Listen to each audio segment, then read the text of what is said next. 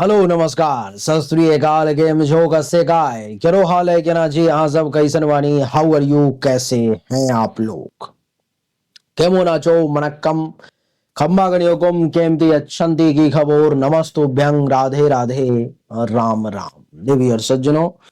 आज के इस वीडियो में मैं राजा मिश्रा बताने जा रहा हूं मिथुन राशि वालों के लिए दिसंबर का महीना आखिर कैसा रहेगा, किस मामले में बढ़िया रहेगा, किस मामले में खराब रहेगा। इसी विषय पर आज के इस वीडियो में मैं चर्चा करने जा रहा हूं। मिथुन राशि वाले सबसे पहले इस महीने के कुंडली को समझ लें कि कुंडली के दूसरे भाव में नीच के मंगल देवता विराजमान है, तीसरे में कोई नहीं है, चौथे में केतु देवता विराजमान है, पंचम में कोई नहीं है, छठे में सूर्य और बुध देवता विराजमान है। जो यही सूर्य देवता 15 दिसंबर को चले आएंगे सप्तम भाव धनु राशि में। शुक्र देवता अष्टम भाव में है जो पूरे महीने यहीं पर में मकर राशि में रहेंगे। शनि देव कुंडली के नवम भाव में, राहु कुंडली के 10वें भाव में, गुरु कुंडली के 12वें भाव में पूरे महीने रहेंगे। इस प्रकार से स्थिति है मिथुन राशि वालों के लिए दिसंबर 2024 की साल के अंतिम 30 दिन की। क्या होगा कहानी, आइए एक एक करके समझते हैं। सबसे पहले चर्चा सूर्य से ही आरंभ करते हैं। सूर्य इस कुंडली के तीसरे भाव के मालिक हैं, पराक्रम के, और कुंडली के छठे भाव में विराजमान है। यहां पर में सूर्य का छठे भाव में विराजमान होना क्या दर्शाता है, इससे आपको अगर किसी प्रकार की हेल्थ वाइज इशू वगैरह है तो 15 दिसंबर से पहले सूर्य का ये प्रयास रहेगा कि उसमें आपको राहत मिल जाए। चोट वगैरह लगा हुआ हो या किसी भी प्रकार की पेट से संबंधित इशू हो तो उससे आपको सूर्य राहत देंगे। दुश्मन अगर आपको डैमेज करने का प्रयास करेगा 15 दिसंबर तक तो सूर्य उसका नाश कर देंगे, सूर्य के सामने चल नहीं पाएगा। कुंडली के छठे भाव में सूर्य का बैठना आपको व्यसन से बचाने की कोशिश करेंगे।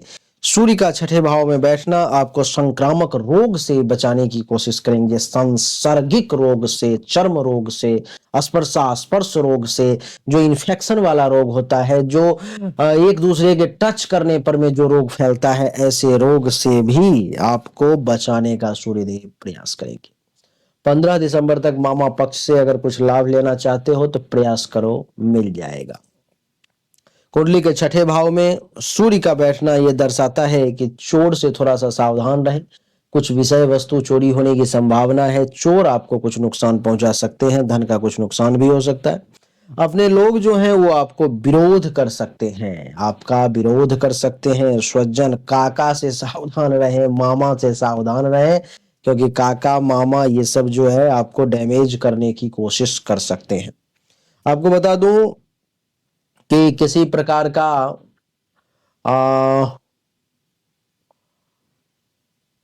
केस मुकदमा अगर चल रहा है तो आपको उससे राहत मिलेगी। जेल वगैरह में अगर कोई है जो मिथुन राशि का व्यक्ति है तो वो जेल से बाहर निकल सकता है इस समय में। कमर में दर्द है तो राहत मिलेगी, पैर में दर्द है तो राहत मिलेगी। कोई व्यक्ति आपको धोखा भी दे सकता है, मन में कुछ दुख भी हो सकता है, कुछ संताप आपको घेरने की कोशिश कर सकता है। 15 दिसंबर के बाद ये सूर्य कुंडली के सप्तम भाव में यानी कि कुंडली के धनु राशि में आ जाएंगे, जिसके कारण से जीवन साथी का सुख मिलेगा। जीवन साथी आपके साथ कंधा से कंधा मिला करके आगे बढ़ेंगे जिसका विवाह हो चुका है। रंग रूप बढ़िया दिखेगा, जीवन साथी का सुख मिलेगा, कुछ लाभ भी मिलेंगे, बिजनेस व्यापार में उन्नति देखने को मिलेगा। काम कला में भी इस समय यानी कि सेक्सुअल जीवन भी आपका बढ़िया रहेगा, व्यभिचार वगैरह से बचें। कोर्ट केस कचहरी अगर किसी प्रकार का चल रहा है तो उसमें भी आपको राहत मिलेगा, विवेक का सहारा मिलेंगे, बिजनेस व्यापार बढ़िया चलेगा। क्रिया प्लस में गुप्त रोग से संबंधित अगर परेशानी है तो उससे आपको राहत होगी। मूत्राशय स्थान से संबंधित, अंडकोश से संबंधित कुछ परेशानी है तो उसमें भी राहत होगी। पार्टनरशिप में काम धंधा बढ़िया चलेगा। भाई भतीजा से अगर कुछ आप लाभ लेना चाहते हैं तो जरूर लें। मामा से कुछ धन का लाभ भी मिलने के योग हैं और कुछ पैसा वगैरह जो खो गया था अथवा कुछ ऐसी धन संपत्ति जो खो गई थी तो वो आपको मिलने के योग हैं। स्वतंत्र कार्य करेंगे इस समय में तो सूर्य का प्रभाव जो है सो पूरे महीने ही बढ़िया है। वैसे सूर्य के लिए आप ये करें कि दैनिक तौर पर में सूर्य को जल दें तो ज्यादा अच्छा आपके लिए रहेगा। सूर्य के बाद मंगल की बात करेंगे तो मंगल दूसरे भाव में नीच का है, जिसके कारण से क्या होगा कि थोड़ा सा धन धान्य संपत्ति जो है, जमा पूंजी जो है, उसको मंगल खर्च करवाने का प्रयास करेगा। थोड़ा सा बचने का प्रयास करें। आंख से संबंधित किसी प्रकार की कोई इशू, कोई रोग आपको परेशान कर सकती है। परिवार में कुछ कलह की स्थिति मंगल उत्पन्न कर सकता है। वाणी में थोड़ा सा कड़वापन, तीखापन देखने को मिल सकता है। इस समय में आपके वचन, आपके बोलने का तरीका, ये सब थोड़ा सा बदलें, क्योंकि ये समय आपके लिए कड़वा बोलने का नहीं है। इस समय में यात्रा खूब करेंगे, लेकिन पैसा वैसा जो जमा है हाथ में, बैंक में पैसा है, वो आपके हाथों से निकल सकता है, इसलिए उस पर थोड़ा सा आपको ध्यान देने की जरूरत है। मंगल की दृष्टि उच्च की है अष्टम भाव पर में, तो जिसका विदेश से कोई कनेक्शन है, अपने गांव के अलावा कहीं और से कोई कनेक्शन है, काम धंधा का अपने जन्म धरती के अलावा, तो वहां से आपको बढ़िया लाभ मिल सकता है। मंगल के बाद बुध की बात करें तो बुध पूरे महीने कुंडली के छठे भाव में ही है। आपको कुछ हेल्थ वाइज इशू परेशान कर सकती है, तबियत वगैरह बुध के कारण कुछ खराब हो सकता है। मंगल के लिए आप हनुमान चालीसा का पाठ करें मंगलवार के दिन, और बुध के लिए जो है गाय को हरा चारा वगैरह खिलाएं तो ज्यादा बढ़िया रहेगा आपके लिए। बात करेंगे देवगुरु बृहस्पति की, तो देवगुरु बृहस्पति भी कुंडली के 12वें भाव में है, यानी कि जीवन साथी और काम धंधा दोनों को उठा के 12वें भाव में डाल दिया।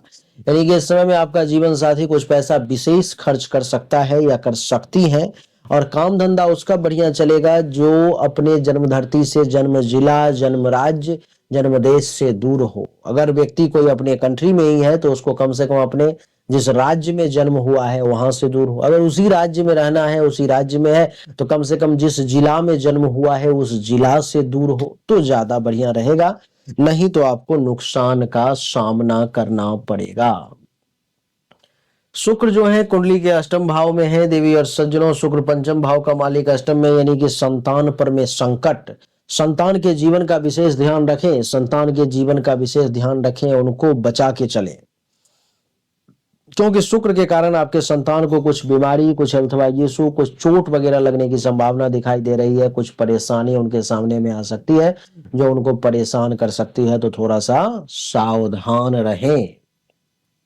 शुक्र के बाद बात करेंगे शनि की। शनि कुंडली के नवम भाव में, भाग्य के घर में, कुंभ राशि में, अपनी ही राशि में बैठा हुआ है, और अपने राशि में शनि के बैठने के कारण इस समय में आपको भाग्य का अच्छा खासा साथ मिलेगा। बहुत सारे काम आपको इस महीने में शनि के सपोर्ट से सिर्फ भाग्य भरोसे हो जाएंगे। जिस काम में हाथ लगा दोगे वही काम हो जाएगा।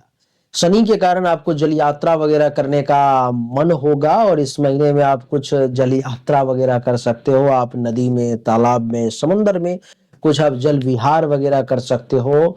आपके लिए बढ़िया भी रहेगा और आनंद भी आएगा। इस समय में आपकी उदारता भी देखने को मिलेगी। अगर कोई कुछ आपसे मांगने के लिए आ जाएगा तो आप उसे मना नहीं कर पाएंगे, उसकी मदद कर ही देंगे आप।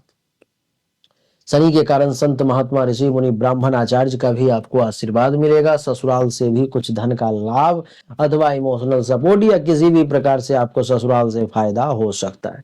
शनि की तीसरी दृष्टि जो है जो कुंडली के एकादश भाव पर में है, तो एकादश भाव पर में तीसरी दृष्टि ये दर्शाती है कि आपको संपूर्ण धनागमन का योग बन रहा है, यानी कि कहीं ना कहीं से कुछ मोटा पैसा आपके पास में शनि के कारण आएगा।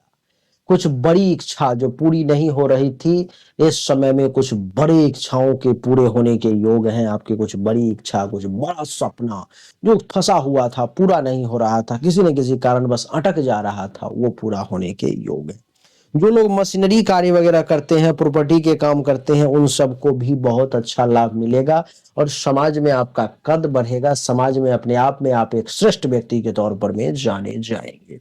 शनि की सप्तम दृष्टि तीसरे भाव पर में है, तो पराक्रम में भी वृद्धि होगी, धैर्य भी मजबूत होगा। छुपा हुआ दुश्मन अगर डैमेज करने का प्रयास करता है तो उसकी खैर नहीं है। उसका पोल इस समय में समाज के सामने खुल जाएगा कि यही वो नीच व्यक्ति है जो बार बार डैमेज करने का सबको प्रयास कर रहा है।